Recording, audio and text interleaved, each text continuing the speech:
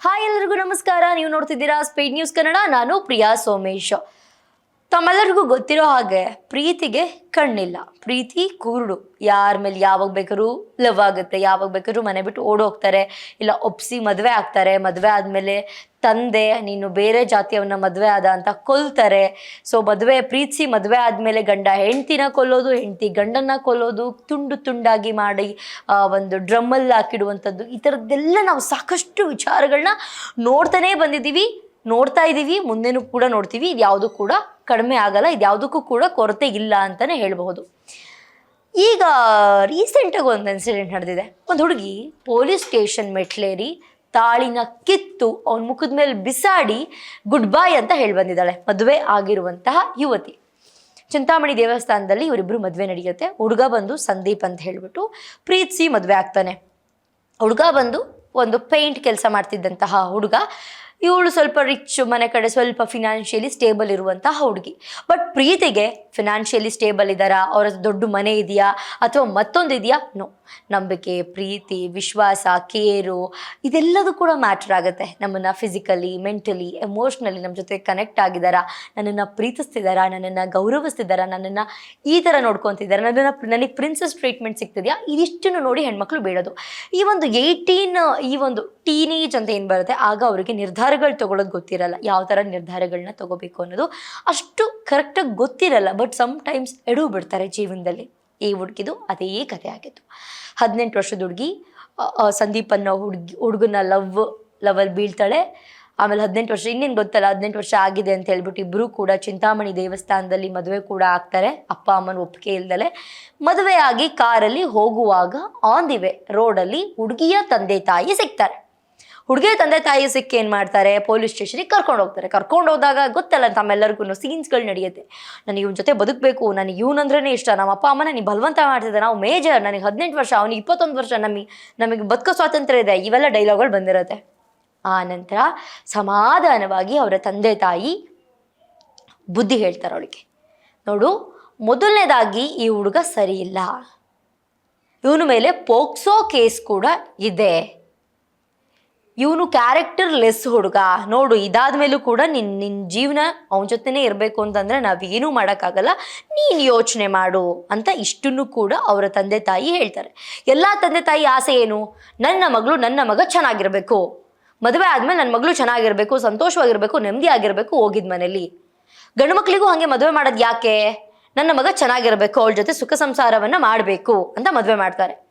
But ಎಲ್ಲ ತಂದೆ ತಾಯಿಗೂ ಇದೇ ಆಸೆ ಇರುತ್ತೆ. ಆದರೆ ಇಲ್ಲಿ ನೋಡಿ, ತಂದೆ ತಾಯಿ ಮಗಳು ಚೆನ್ನಾಗಿರಬೇಕು, ಮಗಳು ಭವಿಷ್ಯ ಚೆನ್ನಾಗಿರಬೇಕು ಅಂತ ಕಷ್ಟಪಟ್ಟು ದುಡ್ದು ಓದಿಸಿ ಯಾವೊಂದು ಸ್ಟೇಬಲ್ಗೆ ತಂದಿರ್ತಾರೆ, ಒಂದು ಲೆವೆಲಿಗೆ ತಂದಿರ್ತಾರೆ ಮಗಳನ್ನ. ಸೊ ಗೊತ್ತಿಲ್ದಿರೋ ಹುಡ್ಗನ ಜೊತೆ ಹಿಂಗೆ ಓಡೋಗಿ ಮದುವೆ ಮಾಡ್ಕೊಂಡು ಬಂದರೆ ತಂದೆ ತಾಯಿಗೆ ಎಷ್ಟು ನೋವಾಗಲ್ಲ? ಓಕೆ, ಅಟ್ಲೀಸ್ಟ್ ಅವ್ನು ಒಳ್ಳೆ ಹುಡುಗನ? ಅದೂ ಇಲ್ಲ. ಪೋಕ್ಸೋ ಕೇಸ್ ಇದೆ.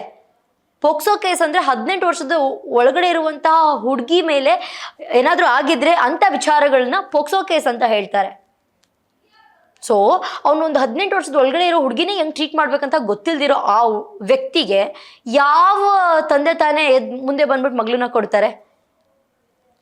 ಇದು ನಡೆದಿರೋದು ಚಿಕ್ಕಬಳ್ಳಾಪುರಕ್ಕೆ ಬರ್ತಿದ್ದಾಗ ಶಿಡ್ಲಘಟ್ಟ ನಗರದಲ್ಲಿ ಕಾರ್ನ ಅಡ್ಡಗಟ್ಟಿದ್ದಾರೆ. ಅವಾಗ ಕರ್ಕೊಂಡು ಹೋಗಿದ್ದಾರೆ ಸ್ಟೇಷನಿಗೆ. ಹೇಳಿದ್ದಾರೆ ಹಿಂಗೆ ಅವ್ನು ಸರಿ ಇಲ್ಲ, ಅವ್ನು ಹಿಂಗೆ ಇಲ್ಲ, ನಮ್ಮ ಪಾಡಿ ನಮ್ಮನ್ನು ಬಿಟ್ಬಿಡಿ, ನಾವು ಹೆಂಗೋ ಬದುಕೊಂಡ್ಬಿಡ್ತೀವಿ, ಹಾಗೆ ಹಿಂಗೆ ಅಂತ ಒಂದಷ್ಟು ಡ್ರಾಮಾಗಳು ನಡೆದಿದೆ ಸ್ಟೇಷನಲ್ಲಿ. ಆ ನಂತರ ತಂದೆ ತಾಯಿ ಇಷ್ಟೆಲ್ಲ ಹೇಳಿದ್ಮೇಲೆ ಕೂಡ ಒಂದಷ್ಟು ಜನ ಹೇಳ್ತಾರೆ, ಇವ್ನು ಏನೇ ಮಾಡಿರಲಿ ಅದು ಹಿಂದೆ ಆಗಿರೋದು, ನಾನು ಈಗ ಅವನ ಜೊತೆ ಚೆನ್ನಾಗಿರ್ತೀನಿ, ಈಗ ಅವನ ಜೊತೆ ಬದುಕಬೇಕು. ನೋ. ಯಾಕೆ? ಫೈನಲ್ ಆಗಿ ಅವರು ಹೇಳಿದ ಒಂದೇ ಮಾತು, ತಾಳಿ ತೆಗೆದು ಕಿತ್ತೆ ಅವನ ಮುಖದ ಮೇಲೆ ಬಿಸಾಡಿ ಗುಡ್ ಬಾಯ್ ಅಂತ ಹೇಳಿ ಬಂದಿದ್ದಾಳೆ. ಒಂದಷ್ಟು ಜನ ಕಮೆಂಟ್ ಸೆಕ್ಷನಲ್ಲಿ ತಿಳಿಸಿದ್ದಾರೆ, ನೀನು ಪ್ರೀತಿ ಮಾಡುವಾಗ ಇದೆಲ್ಲ ಗೊತ್ತಿರಲಿಲ್ವಾ, ಇವಾಗ ನೀನು ಅವನ್ನ ಬಿಟ್ಟು ಬಂದೆ ಅಂತ. ಒಂದಷ್ಟು ಜನ ಫೈನ್, ನಿಮ್ಮ ಅಕ್ಕ ತಂಗಿರಾಗಿದ್ದಿದ್ರೆ ಇದೇ ಜಾಗದಲ್ಲಿ ನೀವು ಅವನಿಗೆ ಕೊಟ್ಟು ಮದುವೆ ಮಾಡ್ತಾ ಇದ್ರಾ? ಯಾವುದೇ ಕಾರಣಕ್ಕೂ ಇಲ್ಲ. ಎಲ್ಲ ತಂದೆ ತಾಯಿ ಬಯಸೋದು ಹೆಣ್ಮಕ್ಳು ಚೆನ್ನಾಗಿರ್ಬೇಕು ಅಂತ. ಓಕೆ, ನಮ್ಮ ಬದಲು ಪ್ರೀತಿ ಮಾಡೋದು ಅದು ಹೇಳಿಲ್ವ, ಪ್ರೀತಿಗೆ ಕಣ್ಣಿಲ್ಲ ಅಂತ ಹೇಳ್ಬಿಟ್ಟು ಪ್ರೀತಿಯನ್ನು ಮಾಡ್ತಾಳೆ, ಗೊತ್ತಾಯಿತು ಫೈನಲ್ ಆಗಿ. ಸೊ ಬಿಟ್ಟು ಬಂದಿದ್ದು ತುಂಬ ಉತ್ತಮ ಅಂತ ಹೇಳ್ತೀನಿ. ಒಳ್ಳೆ ಭವಿಷ್ಯ ಇದೆ, ಒಳ್ಳೆ ಜೀವನನ ರೂಪಿಸ್ಕೊಳ್ಬಹುದು. 18 ವರ್ಷ, 20 ವರ್ಷ, 25 ವರ್ಷ, 30 ವರ್ಷ, 35 ವರ್ಷ, ನಿಮಗೆ ಎಷ್ಟೇ ವರ್ಷ ಆಗಲಿ ಅದು ಮದುವೆ ವಯಸ್ಸು ಅಲ್ಲ.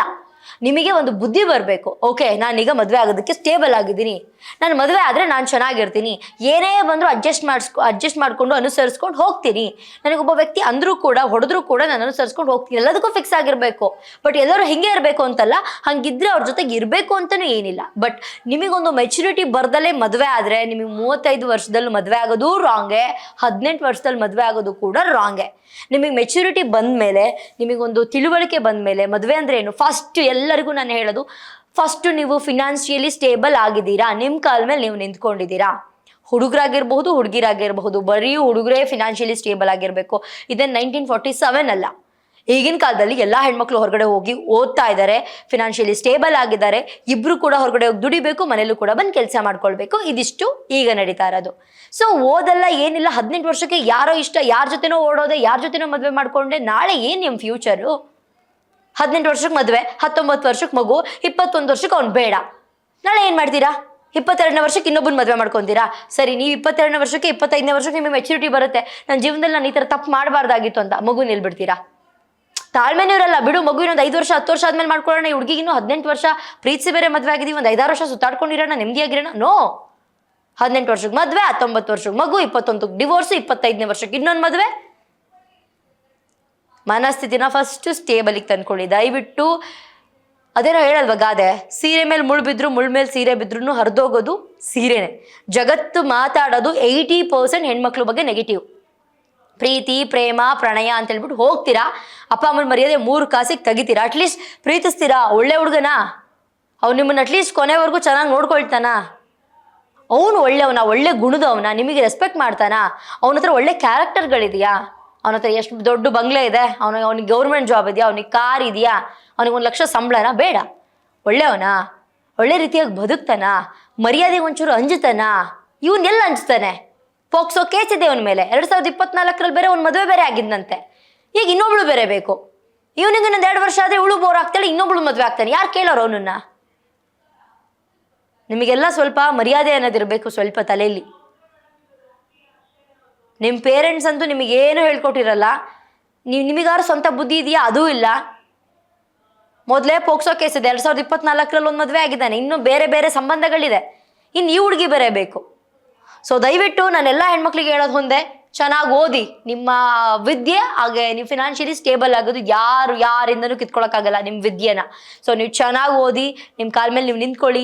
5,000 ಆಗಲಿ 10,000 ಆಗಲಿ, ನಿಮಗೆ ಊಟಕ್ಕೆ, ಬಟ್ಟೆಗೆ, ಉಳ್ಕೊಳ್ಳೋಕೆ ಜಾಗಕ್ಕೆ ನೀವಿಷ್ಟು ಫಿನಾನ್ಷಿಯಲಿ ಇಂಡಿಪೆಂಡೆಂಟ್ ಆಗಿ ಆಗ ನಿಮಗೆ ಗೊತ್ತಾಗುತ್ತೆ ನಾವು ಎಂಥ ಲೈಫ್ ಪಾರ್ಟ್ನರ್ನ ಚೂಸ್ ಮಾಡ್ಕೋಬೇಕು.